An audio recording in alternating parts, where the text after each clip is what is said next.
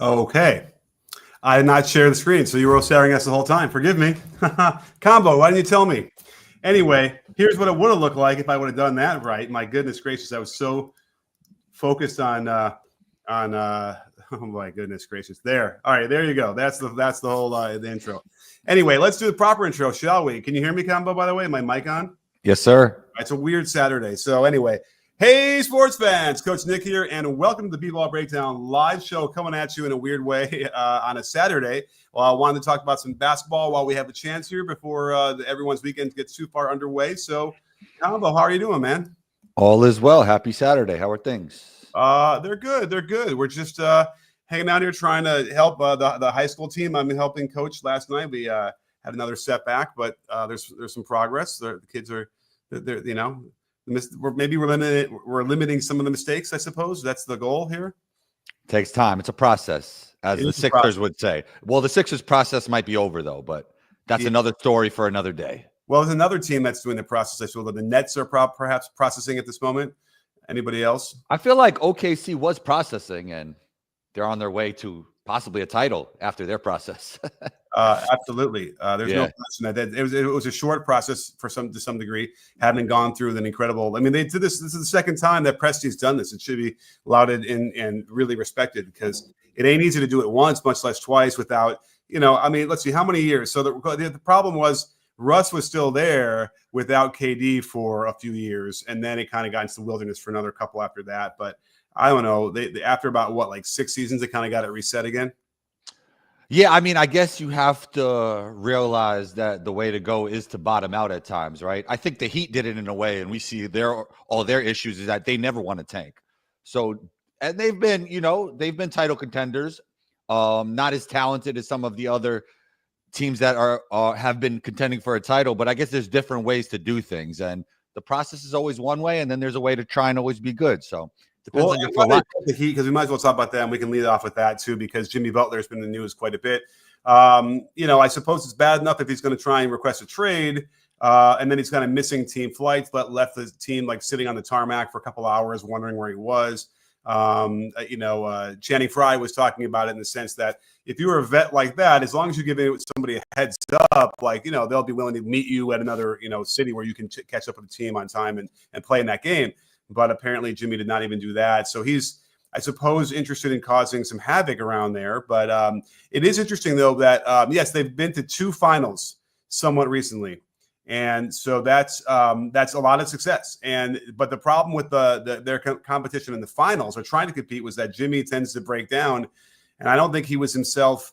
I don't think he was anywhere near 100% in either of those finals. And that seems to be a theme enough where Pat Riley had said, I can't afford to give you a huge extension, just like he had said it to Dwayne Wade, I believe Alonzo Mourning in the past. So they treat it a little bit more like a business than other teams might. And as a result, they might be caught in the wilderness for a little while here. Yeah, as we know, D Wade went to the Bulls. He went to the Cavs. So if they weren't going to do it for D Wade, they're not going to do it for Jimmy Butler. So, I mean, it's a really bad situation there right now. And we have to see how things will shake out. But it doesn't look like this year is going to be the year for the Heat in terms of any kind of title contention. But they're stuck in the middle like some of the other teams in the East. Like the Bulls are trying to tank, and it's going okay. But then you got the Sixers over there as well, hovering around that area. It's a weird time in the NBA. Yeah, I mean the Bulls are doing a lousy job of tanking, if that's what they're trying to do, because they're 10th in the East, ahead of way too many teams. And the Heat are just above them at 9th, but with a nice little bit of a 3-game lead in front of the Bulls. So the Heat don't want to tank. They want to win. They want to be competitive. They have the culture, but perhaps the culture isn't what we all thought it was, or there are moments where every team has to deal with this, depending on how they treat their people. Do you feel like Jimmy Butler is doing this simply because they wouldn't extend him? That's a big part of it, but then I think it all started with the back and forth with him and Pat Riley, when Pat Riley started to say, you got to be available. You got to be on the court if you want to talk the way you talk. And that's where the beef really started. So, so you're saying it's more like them questioning his health? Oh, just publicly, going at Jimmy. I don't think Jimmy felt that great about that one. Right, because fair enough. What I got from that was it's like, listen, we love you, Jimmy. but you're consistently break down in the playoffs when we need you. So we just can't afford to pay you. You're not available is what they're saying. They're saying you're not available, and that was their issue. And then Pat wanted to do it through the media, and I don't think Jimmy was too happy about it. So you think that Pat started it all with that salvo in the media? I think it's hard to say who started it, but that definitely didn't help. And I feel like things might have been a little bit different if Pat didn't do that. Okay. And now I got to really go through, make sure I get the order of everything right for the video. I'm doing a video on this next. So please stay tuned and watch that. Everyone seems to be happy with the Russ Jokic video I just did. So if you haven't seen that, make sure you check it out. Here's what I'm seeing. Okay. Because I did a deep dive. I must have went through, well, let's see. I've grabbed, I don't know if I'm going to show them all, but I grabbed 88 clips so far, which means I've watched probably, I don't know, 400 clips of Jimmy against like the how many one leg shots did you see? Just one. Just that one in the left corner that everyone I think shared. Now you have to remember when Jimmy shoots his jump shot, he really likes to kick that right leg out in front of him, because you know how when Kobe would do this going to his right, and he would try to make sure he get his alignment right, he let his right leg float out in front of him a little bit. So Jimmy kind of does that on all of his jump shots anyway. So it wasn't that far-fetched for me to see him kind of shoot it as a 1-footer, because he likes that right foot to kind of stick out and then rotate anyway. So I don't know about that. And it's really hard, I think, for the most part, to really decipher when a player, like what they're accusing him of, which is, I guess, not being aggressive, not really wanting to be part of the offense. It's not always easy to figure that out, even though we can see the usage go down, touches go down. But, here's what I'm seeing so far is that he goes to the dunker spot a lot. And he goes to like the weak side corner a lot in these stretches when I'm watching the games where he's been, accused of this. And I guess the next level I have to now do is I'm going to get the highest scoring game he had this year. Let's break down that and see where his mapping is on the court, because, are there a lot of moments where he's down there and he could easily break up to the wing, get the pass, and like be aggressive? Yeah. And is he playing like a 90s power forward? Yeah, like he is handing off, he's pinning down, he's setting ball screens and rolling. Even alongside Bam, he's playing like a power forward in the 90s. Is it a function of their offense? Is he just trying to be a good soldier, or is he torpedoing it on purpose? What are your thoughts? I think he's not playing to the best of his ability for sure.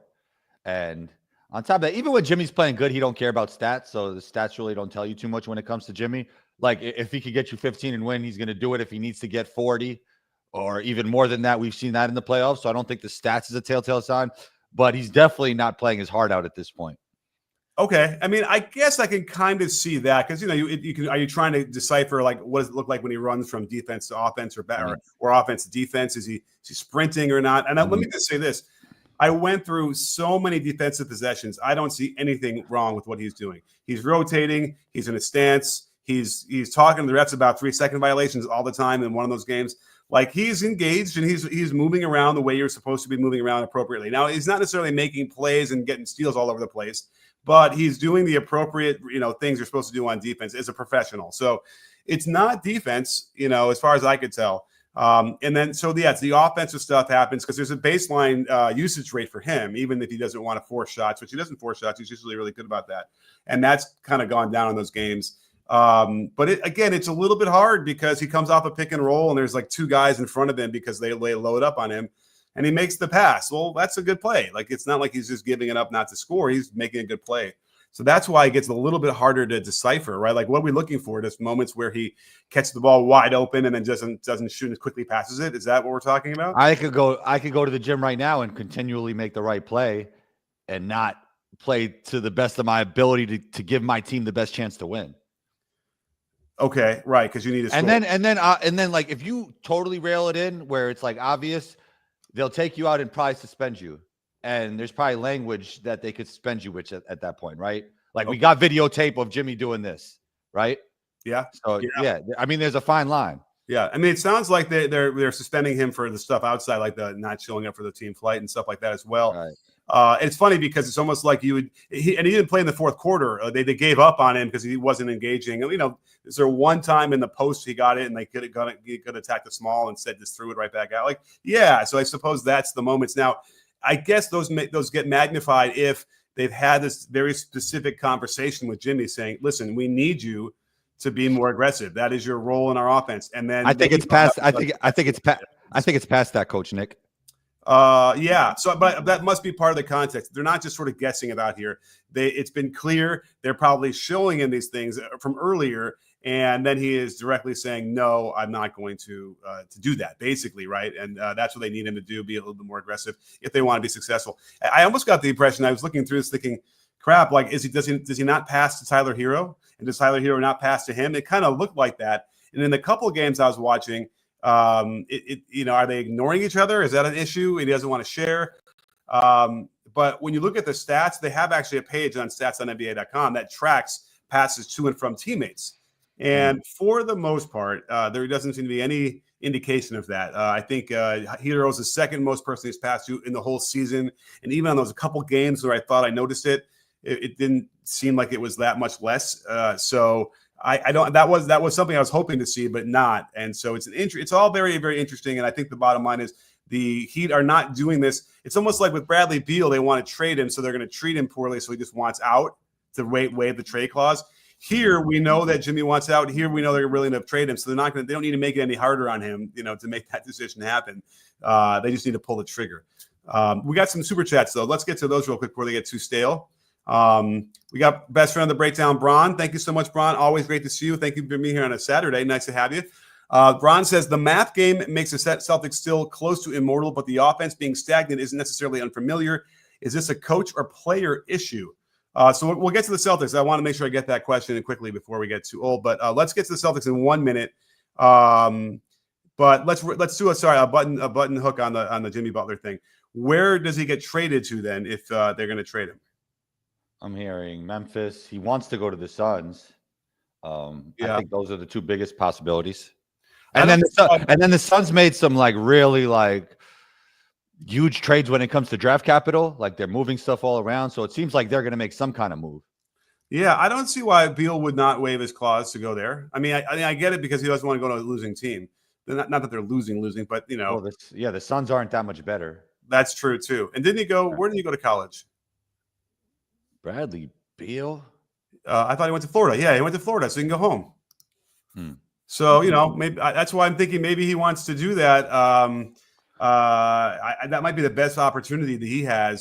So that would be what Phoenix would probably be a good place for them. And now, if Butler is healthy, then certainly does Phoenix now get right back in the title mix? I think Jimmy Butler's really good. I don't know about that team though. Yeah. Okay. No, I don't think they're better than the Cavs, OKC, or the Celtics. Right. They get Jimmy Butler. What good? They'll be better though. They'll be better. Yeah. They'll be better. Knowing how disruptive he is, and listen, he's left teams in his wake from Chicago to Minnesota to here, and maybe Philly even. So it's like, what good team would want that? To inject that into their team. Well, usually in the beginning it's okay, and then it gets bad over time. Okay, right. Well, so that's why they're going to chime it right. So right before the trade deadline, they'll get the best of Jimmy for a few months, and then they can whatever. Well, he'll be happy. Yeah. So honeymoon phase, Right, and there's no guarantee he'll stay, so that's another problem. So it's a real mess there. And but I don't blame the Heat for not extending him. I have no. It's a business, and you can't trust that he'll be healthy in deep playoff runs anymore. So it's just not. You can't afford to spend that money on him. That's the problem. That's fair. And I suppose he's in the moment now of his career where this is his last big contract, and he's feeling the pressure of that, which is why he feels like he has to get it. But as a result, it completely fell apart, and it's strange. I don't know if I would have thought that the Heat would have a situation like that. Of all the teams, Spurs and Heat, you wouldn't think this would happen, but here we are. Yeah, I mean, look, it got rocky with LeBron at the end, I think, right? A couple times. Yeah. So I mean, we've seen this before. Pat Riley's a strong personality, so. Right. He's the one guy that doesn't give at all about he's there for life. And I feel like the older he gets, the less he's going to care too. Right. So he can stand on any principle he wants. So yeah. All right, let's get to the math game. So let's talk about the Celtics here and Bron's question. So they're 15-11 in their last 26 games, which is a huge sample size. And after their big opening of like 15-3, the numbers I think are right, and my brain is not addled. So you're talking about kind of a pedestrian team over a big chunk of the season. Do you have any thoughts right now about what's happening here? Jaylen Brown hasn't been as good, which is a little strange. Mm-hmm. And obviously they're not shooting the ball as well as they have in the past. And then, as Bron said, they're more stagnant. I don't think it's a coach thing because they had this problem before Missoula when it comes to Jaylen Brown, Jason Tatum. Okay, that's fair. And I by the way, I looked up like the stagnancy and like maybe like the passes made. That's a nice stat I like to look at a lot of times, passes per game, to see if there's any indication there. And for the first 35 games, they were making 242 passes a game, which is not a lot comparatively. They're at the bottom of the league in that. And then the last 10 games where they're 5-5, they're last in the league. But again, it's 245. It's almost the same. So in fact, they might be making more passes per game in the last 10 games, and they're not shooting. But you're right, the shooting is really the problem. So I pulled out a bunch of stats. Are you ready for this combo? Let's do it. So the first 35 games, pull-ups, they were first in frequency, meaning that they were pulling up the most from three-point range off the dribble, but they were 13th in field goal percentage on those pull-ups at 33.6. In the last 10, that has gone down. They've taken less pull-ups. It's gone on 16.4, which is a pretty big drop. But they're shooting even worse at 30.8% in 22nd in the league on pull-up threes.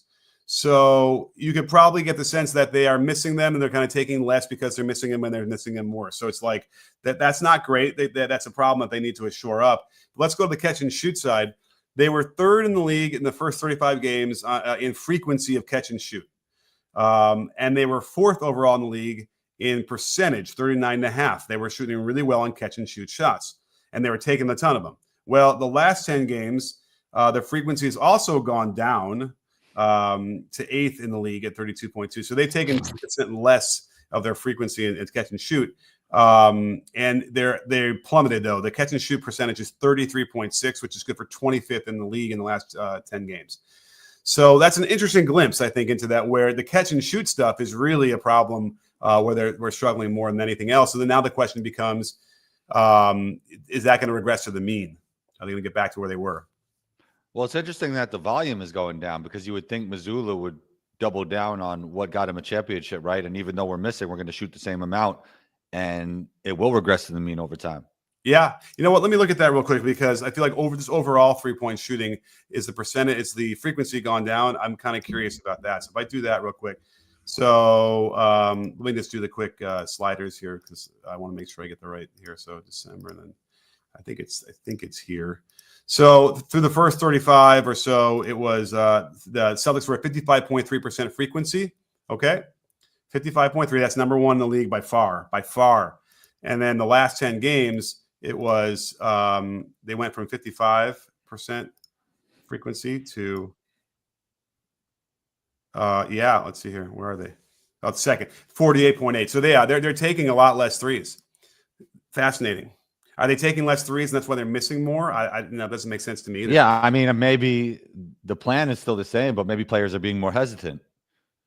Okay, I did look at the Lakers 3-point shots, and when you look at some of the misses, like they're toilet bowl rolling in and out. They're good shots. They're right there. They're not falling. Someone was telling me, I believe Jared Weiss, who covers them for The Athletic, had mentioned very briefly that their wide open shots were missing a lot more recently. And those kind of shots, you tend to think that will regress back to the mean, and they'll start shooting better. But we talked about this before. The worry can be that you can go on a prolonged slump for a couple of games, and if you're missing and it's happened to be the two first games of the playoff series, and you lose the first one at home, you could be done. Yeah, so hopefully they have a whole half a season to get it together, and hopefully they will. They need to get in the gym, man. Get some shots up. Maybe they're not getting enough shots up. To answer Tyson's question, yes, we answer chat questions. The super chat is the way to go over on this YouTube side. So if you want to ask a question that haven't answered, we put up on the screen, give you lots of love. So feel free to do that if you're over on the YouTube side. So let's do Ven. Thank you so much, Ven. Always great to see you out here. Thank you. What do you think AD request for center? Yes. Okay. So did you see that little interview that AD did with Shams? I saw the part where he said he's not going to play with his kids. Oh, I didn't even see that part. But either way, every year when they're struggling in the middle of the year, we have the LeBron request for a trade, right? We need help. So what do And you think? You think it's like? man. Do you think? He needs Do you help. think? Do you think he should not be asking for help? Because a lot of people have that opinion, right? Like, why do you always need help, LeBron? You're Yeah, LeBron. I mean, I don't know. It's kind of like the thing that happens now. So I don't know any different. But yeah, At the end of the day, a LeBron James team needs a certain roster for it to thrive, right? Like players that just fit in that system in the right way. So I think he has like this, he's a basketball savant. So I think he knows what he needs to win it all. well, let me ask you a couple questions. Do you think he knows who Rob Pelinka is? Yeah, of course. Do you think he has a phone? Yes. Do you think he has Rob Pelinka's number in his phone? I'm sure of it. So perhaps he should just send a little text. He doesn't have to go to the media. He can just say, "Hey, Rob, do us a favor, get us another player." I think that would be effective because then you got to deal with the players in your team who are like, oh, I guess you don't think we're good enough or whatever. I mean, that's not always a great dynamic to deal with when you're trying to, I guess he don't feel like that would be enough. You got to put the pressure on in the media. I think after enough time, I just feel like we know what's going to happen. They're going to make a trade, even though every year they say they have nothing to trade, they have no assets, they can't do it, and yet they always do it, right? They already did it. Right, they already traded for Finney Smith, and dumped D'Lo, which I think was a good thing. And that they've been a little bit different on the margins, not much better, but I don't know if it's a great look. I feel like they don't need to do it. But let's get back to the question that Ben has, which is like AD needing a center, because for a little while now, since they got rid of Dwight and JaVale, they don't have centers playing alongside him very much. They aside from like the Jackson Hayes appearance every so often. So what do you think? Is AD ultimately better when he's got like a big man alongside him and then that slots LeBron at the small forward? I think he's good both ways. But I mean, we've seen in the bubble him playing like a center, even though they had JaVale and Dwight back then. I think he could play center. I think he doesn't like playing center. He has something in his mind where he wants to be a four all the time. Well, I think part of the issue is that he's good at rotating and helping and blocking shots and contesting shots.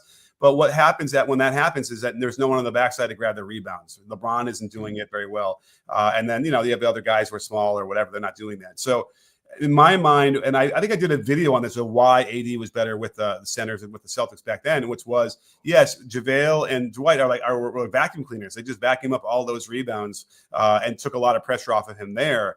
Now, that said, like, are the Lakers really struggling with giving up offensive rebounds? I suppose we look at that because that could be something. If I go to traditional stats and I go to opponent and then I go to opponent offensive rebounds, let's see here. The Wizards are worse in the league. No, the Lakers are 15th. They're in the middle.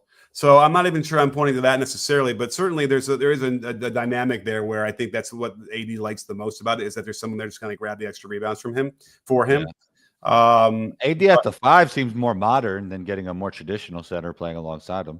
Yeah, it would probably be a stretch in the West to try and figure out. I mean, look at the Warriors when they keep playing and they're trotting out lineups that have 2 non-shooters. And, AD is not, he's not going to have any gravity. You throw a traditional center in there, that's not going to work either. So are there, like, I'm trying to think of like the centers who are really big, good rebounders who could shoot threes. Like, I suppose Vucevic. Horford's. Vucevic. Vucevic, you feel like he's a good defensive rebounder? Yeah. Okay. Well, yeah, but we know Vucevic is going to the Warriors, isn't he? That's 100% done? I don't know. But I think that's probably what that people want to have happen. And that makes them title contenders? I mean, I was worried about, their defense, the Warriors, because I don't think Vucevic is a good defender at all. And it would really make a problem. But right now the Warriors are 10th in defensive rating. Like, they're a good defensive team. So, but their offense is not good at all. So that's what they want to shore up. And so that makes sense. Okay, maybe you can keep that ship floating in that 10th spot on defense, maybe, with Draymond coming back, maybe, and then you can get better on offense. So yeah, I mean, we're already seeing Damian Post. Have you heard of this person? Who's that? Damian Post is a guy from the Netherlands who's playing off the G League. Checks in at the. He had that. I saw that. Hits a 3. I saw that story where Steph drove him home from the airport. Yeah, right. That was nice of him. I mean, that's the kind of guy Steph is. But picking and popping for three, he went 5 for 10. And I joked, I think people thought it was serious, but I joked that the Warriors broke the record for 3-point attempts by a team record by a center, because at least in the Steph era, none of their centers ever took more than like maybe 1 3 in a game. Well, KD played the 5 at times. Yeah, okay, I guess I wouldn't. Obviously, we wouldn't consider that position there. It's like all the guys like Festus and Bogut. Like nobody was taking threes, right, all the way through. So here's a guy that's not shy, and he not only can he do pick and pops on the ball screens, he was setting like a pin down and then popping out because Steph curls around, brings both guys, which is going to happen, and he can step back for threes. That's just massive. Like they've never had that. So maybe Post ends up being the guy. The problem you have is he's a rookie. And defensively, I'm sure we're all familiar with rookies, get like the worst calls, they get the worst whistle. And you can't go into the playoff series like to try and get deep in the playoffs if you want to rely on a guy, a rookie in that position. He'll get fouls left and right, I think, and that would be unfortunate. Yeah. I don't know. Like when it comes to the Suns, the Warriors, or the Lakers, I don't really see a move they can make maybe outside of a Zach LaVine. So maybe the Lakers that could really move the needle. Cam Johnson could move the needle for like a OKC, right? And make the needle for the Warriors. For the Warriors as well. Like he could move the needle. But outside of that, like it's going to be tough for those three teams with Steph Curry and LeBron Steph, KD, and LeBron to win it all. For sure. Well, we have a bunch of super chats. I'm going to get to them right now. Sorry for the delay for everybody, but here we go. Jada Race, thank you so much, Jada Race. Really, really appreciate it. Very generous. Hey, Coach, how do you think Jimmy looks in the Pistons? Only team with cap space will have to be involved in any multi-team master trades. And multi-team trades to me never happen. I mean, they're so hard to pull off. But it sounds like there might need to be a 3-team trade to make it work. So I don't know. What do you think? Would he fit well with the Pistons? Yeah, I think Ivy went down. No, I want to see Cam Johnson on the Pistons. Actually, that's who will move the needle for him. Yeah. Interesting. Yeah. I mean, I think that Jimmy helps anybody he goes to, but he'll break down most likely in the playoffs. And I hate to say that. I never normally do say that, but this is the guy who's, even when he's not like out, we've known that in those last 2 finals, he was not the same player. He was broken down and couldn't perform like we had seen earlier in those rounds. So it just doesn't seem like it's the risk as he's getting older and older. So I don't think, I think, he can fit well with the Pistons and do well there, but go ahead. For Jimmy, it needs to be a team that wants to win this year, I think, right? Yeah, I think so too. Yeah. And then hope that they can, scotch tape him together, keep him together. I did see an interesting thing with Stewie. Can we call him Stewart? The center on the Pistons. Stewart. We call him Stewie. Stewart going to the Knicks for Mitchell Robinson and some other stuff. That was interesting to me because he's probably he would fit with the Knicks for sure. Yeah, he would. Why? How would that help Detroit? Just draft capital? I mean, there probably was a pick in there or something like that. I can't remember now what they were including. Something in there that helped him out. But anyhow, I know Cade needs more shooting around him. Like Cade needs shoot. Cade is great right now. I think he got snubbed as an all-star starter, but he will get even better if you put more shooting around him. Yeah, I want to do a video. I just don't know if anyone's going to watch it. But I would like to do the forgotten all-star or something like that, or like the best player you don't know about or you're not paying attention to, because he's definitely in that. He's better than Brunson and Mitchell to me. Ooh. Maybe I'll have to do one of those. Is Cade Cunningham better than Jalen Brunson videos? Yeah, I'm doing a short one. It's weird, but they kind of play the same position. They're both the team's point guards, effectively. Yeah, that might be interesting. All right, well, let's get to our next super chat. Thank you so much, Jada. And DeAndre Morris wants to let us know he's back. Well, I'm so glad. What's up, DeAndre? Hope all is well. Is DeAndre Morris somebody like? Is that like I'm back? Like, is that a famous name that I don't know about? He's famous because he's on the B-Ball Breakdown live show. Okay, well, and he's back. So great to have you back, DeAndre. Feel free to ask a question. If I can grab it in the comments, we'll answer it. Zeka, thank you so much, Zeka. Who is in his thing? Who's holding that title? Is that Steph? Looks like it. Maybe he's got a hat on. What's the ceiling for the Pistons, and should they make a move? If so, for who? Ceiling for the Pistons right now, is probably at best they can maybe pull off a first-round win, maybe, right? Oh yeah. Cam Johnson could make them better, I think. Yeah. They can do an upset. Again, they're probably locked into that 6th, 5th place around there. With Ivy being out, it makes things a little bit tougher. Yeah, really, it's so brutal. And the way it happened is so frustrating. If you didn't see it, Cole Anthony took a dive, and Ivy's leg was in between his body and the ball and just wrecked his knee. It was brutal. I think we actually didn't we show it? Maybe we even showed on the. I can't remember if I showed the video, but here. But at any rate, so it's tough, and the Pistons are they're limited, but you want to see who did you want to see? Cam Johnson? Yeah. Yeah, I don't think he moves the needle enough for that team to like. For what though? I mean, they're not going to win a title this year, so Right. Yes, right. he does move the needle because he's younger. You know. Right. I mean, they're better with him, but they're still probably a first round out. Right. I mean, look, you're not going to get this year. You're not going to get the first pick overall anyway. So why not try and get better now? All right. Well, okay. Let's get to our next super chat. So this is Iceman Sham. Thank you so much. So generous of you. Wow, this is a big super chat. The high money roller here. Thank you so much. They ask, hey coach, do you think the league is starting to just figure out how to guard the C's, the Celtics, JJ Redick during the Celtics game?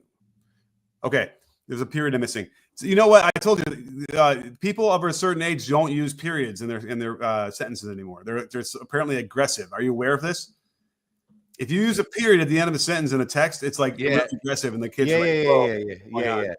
Anyway, hey coach, do you think the league is starting to just figure out how to guard the Celtics? There's a question mark. It's not there. I think JJ Redick during the Celtics game alluded to how we already know they want to hunt matchups.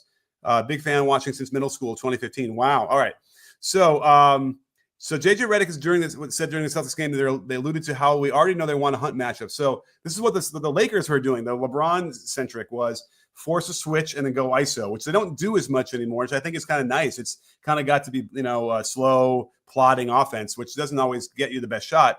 And I think so. So here's the question then is how would you, like, this is why I got to do a deeper dive on to figure out how are they combating that? Because obviously in the first level of if they're going to hunt out a better matchup is you got to get that poor defender out of the equation to begin with, right? So sometimes you'll see they'll go bring that person up to the ball screen, Tatum, for instance. And while that's happening, that poor defender just runs out of there, and a better defender slides up and takes that position and switches that ball screen. So now Tatum's attacking a better defender. So that's a good way to do it. It does require IQ on defense, right? It's not easy to do. Like, did you ever do that when you were playing in Europe? In terms of being able to switch, like they were going to bring you up because they want to attack you because you're combo, right? And they want to attack you on defense. So were they ever doing that where they pre-switched you out of there while that was happening to clear that? Yeah, that and X was common, which is a whole other discussion. Okay, so that was common there, yeah. So you can do it, and you can learn it, and you can probably put it in after a day or within a day or two of practice. I have another interesting take. Or remind me about practice. But when we're done with this, I'll bring it up. Okay.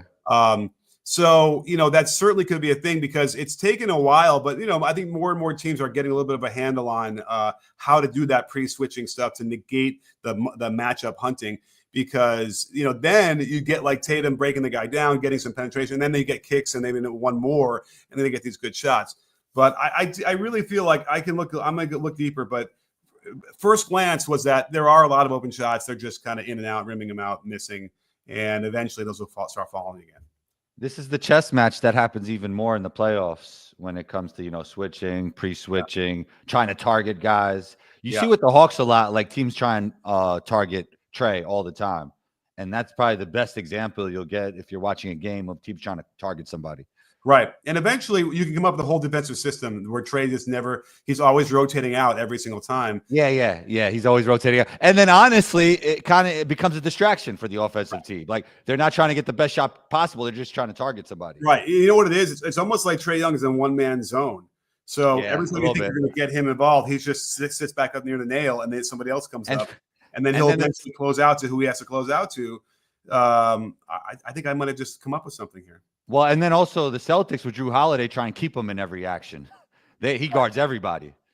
Yeah, exactly. Right. Yeah. That's tough because, and I do see that a lot where you'll see like the default setting for a lot of offenses is, we're going to force a switch. And they don't always look at who it is because I see this all the time where they will have two equal defenders who are probably pretty good, one screen involved in this pick and roll. And then they just switch and you get nothing. It's like, why would you do that? It was clear that's what you were trying to do. And like, that's the wrong guy to be screening. So teams maybe that as well. Maybe the analytics department gave them. Maybe there's something that I'm missing, but I don't get it a lot of the time live when I'm watching that stuff. So So I'm sure that's a big part of it, but I also just feel like the biggest part about the thing right now could very well be that there's a rhythm that they're lacking. I don't know who their shooting coach is. Do the Celtics have a shooting coach? Not that I know of. Right? But Like, most teams have somebody. yeah, well, it's not everybody. What if I do this? Can I look this up? I don't know. Nothing's coming up. Let me look at the coaching staff. Shouts to my guy Drew. He's Tatum's shooting coach, so maybe he helps some of the other guys. Yeah, we'll have to ask Drew. Maybe he'll come on the show. Yeah. I just did a show with him recently on one of the podcasts. Okay. Yeah. He just sent me the new book. Check it out. Stop BSing yourself. It's impressive. I know, but he's got a point there. I'm interested to find out how I am BSing myself. I don't know if I am, but I'm sure I'm going to find out. I'm sure he's going to tell me. So check that out. Okay. Well, is there anything else we want to talk about as we start to wrap up? I think that's good. I think it was a good show. Yeah. Nice little quick Saturday show again. There are a lot of people out here watching. I guess you have a chance real quick if you want to ask super chat and get this in here, or maybe I'll just be, I'll be weird and grab a regular comment if I see something real quick in here. But either that, it's a happy Saturday. You're going to watch the football games tomorrow. I might watch Celtics Mavs today. Celtics Mavs. I mean, when is Luka coming back, man? Well, it's a bad loss for the Celtics if they lose today. I'll tell you that. Yeah. Well, it was a kind of a bad loss to the Lakers. Like, those are not great. I mean, let me just look real quick because I feel like in the last 10 games, the 5 of them are losses. Let's look at who they lost to real quick. Okay, they lost to the Thunder. No shame in that. They beat the Nuggets. Okay, they lost to the Kings, who were on this huge surge. Beat the Pelicans. Fine. They lost to the Raptors. That was a really not a good loss at all. Beat the Magic. Didn't Boucher cook them? Was that game? I think so. Yeah. They lost to the Hawks in overtime. And Boucher is like, it's so weird with Boucher because he seems like a potential guy, but he's 32. Yeah, he's not a guy. Him and they lost to the Hawks in overtime, and they played really bad. That was we talked about that I think the last show. I thought Tatum was not good in that down the stretch. They beat the Warriors, they beat the Clippers in overtime, and then they lost to the Lakers on the back-to-back. That's a tough one. That's a schedule loss probably in LA because what day was that? It was a Wednesday night in LA. You can still get into some trouble on a Wednesday night out here, I think. So okay, here's another question. Ben, thank you so much, Ben. Are any post-game shows coming back? You know what? Let's start doing some post-game. I got to decide if I want to do a pregame and then do a watch party on playback, or we do a watch party on playback and we do a postgame here. I don't know. We'll figure it out. But the problem is we got to get Combo to drink some coffee or something. Got to keep him up. Drinking coffee that late is no good, but we'll figure it out, especially as the playoffs come along, right, with the really important games. Yeah. Drederace wants to know if I heard Tim McMahon's rant on the game. Crap. I feel like I heard something and I got it, but what was it again? Which game? I don't know. I heard him say that mid-range shots are like toes. Oh yeah, that was the rant. Most of them are ugly. I would say spot up mid-range is no good. So spot up mid-range. Yeah, right. No good. Yeah, it's interesting. Catching mid-range is interesting. I don't know. I mean, it's so funny. I'm helping a team, this high school team, and I think for high school, you told me a little bit about your team. It's probably not the worst thing in the world for your team. I mean, but they don't even shoot them. We're just trying to get the ball in the front court and make a couple passes to get a shot off. And the questions that we deal with there would be, is that really bad shot better than a turnover? Oh, really bad shot is definitely better than a turnover. Right. So we have to continually remind us of that question because the turnovers can mount, and it's a real problem. Shots on, especially at the lower levels, shots on target really matter. Yeah, and then you might get the rebound, put it back in, but last night was second chance. The only reason why we lost last night was we kept giving up offensive rebounds, and they would just nail threes off of them. It was like endless. So if you're on at whatever level you are, you got to make sure you grab those boards. That's important by any means necessary. So, but I think that might be what J. Darius was talking about in terms of the Tim McMahon rant. Although maybe there was something else that I feel like I had seen. But anyhow, if you throw it in that comment in the next 30 seconds, I'll figure it out. That's not right. But other than that, I think we're I swore off football, morally opposed. But my kid got into it and I started watching. So I think your son followed me on Instagram. Oh yeah, all right. He has Instagram, right? He does, yeah. Yeah, I think he looks just like you. I'm pretty sure it's. And you know what? When I go to your YouTube channel, he got like some like little section, and I think it's the same person. Oh yeah, right. I think I mean, a while back he made sure I put his thing up on there. So yeah, it's probably him. Yeah. I'll ask him, but we'll confirm later. But he's in the football. So now I now want to see what happens with Josh Allen versus. Oh, I've been saying, hey, I've Holmes. been having. So I make these takes that usually come true, Coach Nick. Not to toot my own horn, but I said Soto was going to the Mets. So these non-basketball takes, I've been saying for a while the Bills are going to win it all. I got to bring those takes back up. I forgot my take. I was going to tell you, and that's just sort of a response connected to Jay Darius' thing. Let's get back to this for a second. McMahon was saying this era of basketball is the most entertaining. I mean, listen, I'm going to do this. If I break out the 90s footage, you're going to be like, ugh, I don't want that. And, I think there was a whole thing we done with the 90s, right? I think everybody was saying this. Yeah. So, I mean, I don't know what era we're talking about because that was when the ratings were through the roof. So that would indicate to me that's what you want to go back to. But whatever it is, we don't want to go back. And so I think McMahon is right. Also, what about the ratings plunging coinciding with the complete absence of practices in NBA teams now? I don't think they have shoot-arounds much anymore at all. I don't think that they're going up and down at all during the season for wear and tear stuff. This might be part of the problem. The coaches, they're not kind of intricately running their offense and trying to work on it and expand it. All right, but that all contradicts itself because we're kind of agreeing that this is the most entertaining era. So what about shoot around helps gameplay? And you know what I mean? Do you see what I'm saying though?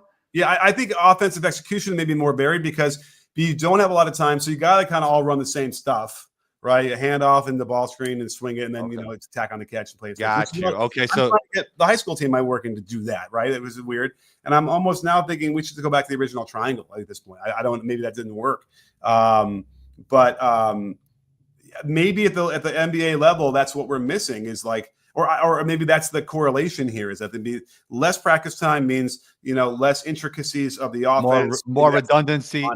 More redundancy in offensive sets among all teams, basically. Yeah, it's easier because, we got these two guys new this year. Well, they ran this in last year at their other team, and we're going to run the same thing this year. Even trades. All know what to do. Even there's a basis for everything now that everyone's running, so it's easier. But even for trades, right? Doing the triangle offense, it's hard to get people up to speed if they hadn't run it before. And that might be too hard, right? They just don't want to spend that time. So as a result, maybe we need to go back to practicing. But we got to find out. I'm going to do a little bit of some research for the people I know in the NBA to find out what's the real practice schedule like. What are they really doing? Because everything I've heard over the last several years is really nothing during the season. Nothing meaningful. You're not going 5-on-5, right? Even at 3/4 speed, to kind of get a sweat in. I think the Heat practice a little more than maybe the other teams. All right, we'll put our resources together. Let's see if we can get a little questions out there and get some answers back from behind the scenes. We won't have to identify which teams, but let's get a little research done for next show. We'll see if we can't get some answers for that. Okay. All right. Oh, we got another last super chat. Alan, thank you so much, Alan. It's great to see you out there. Really, really appreciate it. The recent Spurs versus Pacers game in France was the most viewed NBA game of all time. What? It was? I didn't watch it. I think the NBA will start catering to an international b-ball. Fascinating.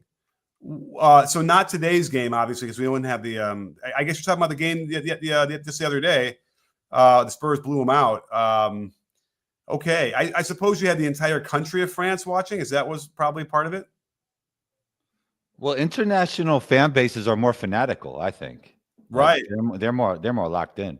So, but maybe they played it at the right time zone, right? Whether it's not in the middle of the night for them. Maybe that's probably part of it. I mean, Wemby playing in France is, that's good. Sam is weighing in thinking it's the most viewed global game. Maybe that's that because I have a hard time figuring that Spurs and Pacers will be the most viewed game of all time. Yeah. Okay. Thanks, Alan. Like some of those Jordan games were probably higher, right? Yeah. I mean, a lot of those, right? In the 80s and the 90s for sure. Yeah. So, but I think because of the time when we play, when you have the rest of the world and there's so many people there that like the NBA who can never watch the games because it's at 3 a.m, right? If you play it in France where the time zone is better, yes, you'll get that, and that's an interesting thing. And there's no question they're going to open this up. They'll have more and more teams going, to different countries in Europe for sure. They'll have a league out there eventually. Yeah. Oh, right. And then we'll finally have they have the league out there already. Maybe we'll end up having like the Euro League and the NBA be in the same under the same umbrella. How about that? The NBA might not want that. Why we wouldn't want to have them meet in the finals? Because they're going to see EuroLeague is a lot closer to the NBA than people think. I'd like to find out. You're right. It should. Also, it also depends on what rules you're using. Yeah. Well, I don't know. Can you do a 7-game series? You might have to do like a 10-game series or something like that. No, you can't do 10, 11. Yeah. Best of 11. I mean, in terms of individual talent, it's not close, right? NBA is way better. But when you start putting like the team aspect of things, strategy, just basketball, it gets closer. Yeah. Right. Yeah.